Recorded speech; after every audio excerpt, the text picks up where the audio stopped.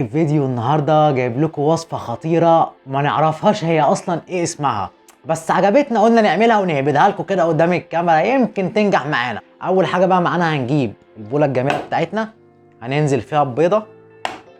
ادي بيضه، فن كسر البيض محدش يعلي عليا فيه. نقلبها كده هو شويه. بعد ما نزلنا بالبيضه كده وضربناها شويه بقى ايه، ننزل عليها بنص معلقه سكر، نص سكر، وننزل بنص معلقه ملح، وننزل عليها بكيس خميره. بعد ما نزلنا بالخميره بقى هننزل عليها بكوبايه الا ربع من اللبن، ننزل كده اهو، وزيهم ميه بقى، ننزل كده يا معلم ونديها تقليبه بقى. قلب قلب قلب قلب قلب قلب قلب قلب قلب. بس يا وحش بقى، احنا هنقضيها مغنى طول الليل ولا ايه؟ اخرس بقى. مش المفروض ان الكلام ده كله بيخش في بعضه؟ هو المضرب ده بايظ. وبعد ما قلبنا بقى الكلام ده كله ننزل عليهم بكوبايه ونص دقيق. ننزل بالدقيق هنا اهو، انزل يا اسطى، ادي كوبايه وادي نص. نقلب بقى الكلام ده كله كده اهو. ما انت مش هتيجي بالراحه، لازم نتغشم ونتغابى عليك كده، وانا ايدي وجعاني. بدا يتكون معانا اهو، يبان له صاحب.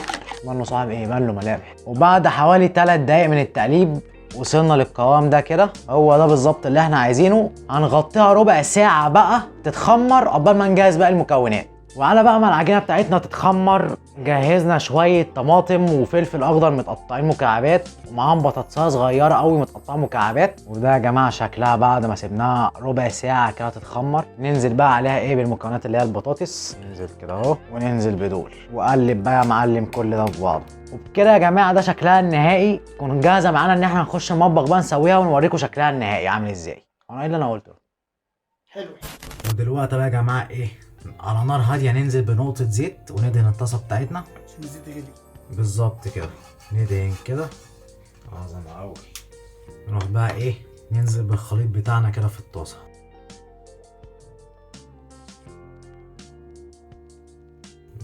كده ووزع بقى كده الخضار بتاعنا ده عشان ايه تساوي في كل حته، ونسيبها بقى مع نفسها على نار هاديه 5 دقايق تاخد الوش.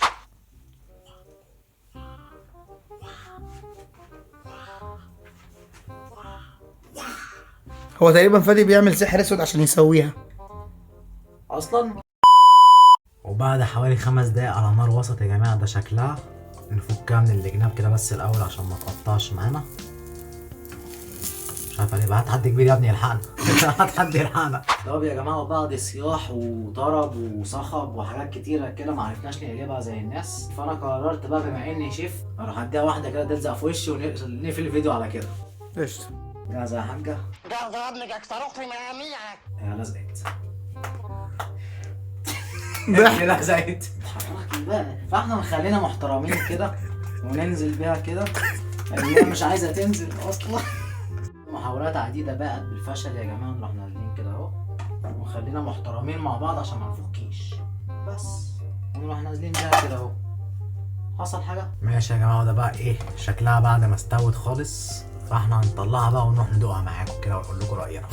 وده يا جماعه شكلها بعد ما خلصت زي ما انتم شايفين كده. يعني هو الشكل جامد جدا، والريحه برضو انتوا لو شمينها فانتوا هتجوعوا. والاخ الفوتوغرافر اللي ورا الكاميرا عمال يقول لي يلا انجز عشان عايزين ناكل عشان ريحتها حلوه، وانا مش هدوقه معايا. انت يا عم لو يلا يا ابو عم، مش هتدوق. مفيش الكلام ده. ندوق بقى كده ونقول لكم راينا. تصدق وتتقطع يلا. يا لهوي ده بص. مهلبيه يابا. والله لا انت جايه معاها.